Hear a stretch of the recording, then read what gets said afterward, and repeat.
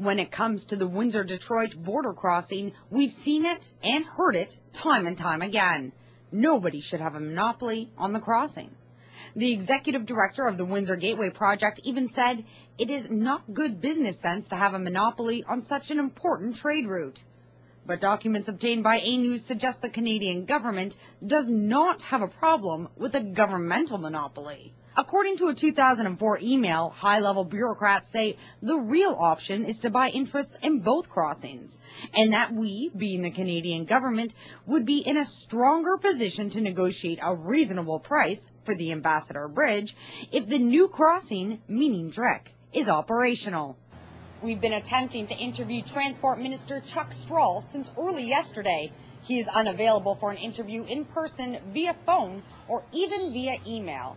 Transport Canada will not allow its spokespersons to appear on camera. Instead, they offered us this email. The Government of Canada has no interest in disadvantaging the Ambassador Bridge's long-term sustainability.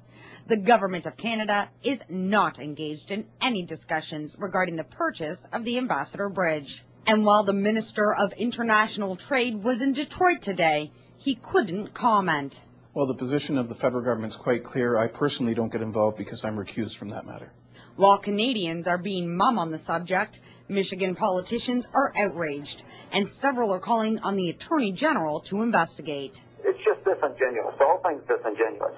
I think they're trying to sell us a line of goods by saying that this won't cost the state of Michigan any money, but we find that they actually knew it would in the long run. AGMA is referring to this, an email sent by MDOT employees which acknowledges that tolls will never cover the cost of the new crossing, and that the Canadian and American government will have to subsidize the project, regardless of past promises of no cost to Michigan. But perhaps most damning is this, a copy of a 2008 MDOT meetings minutes, where they acknowledge the use of inflated traffic numbers to justify the new crossing. And with less than a week before the U.S. election and 2 months before a new governor takes office, information like this could create major obstacles for DRIC's passage in the States and could be viewed as the executioner's papers for the public crossing.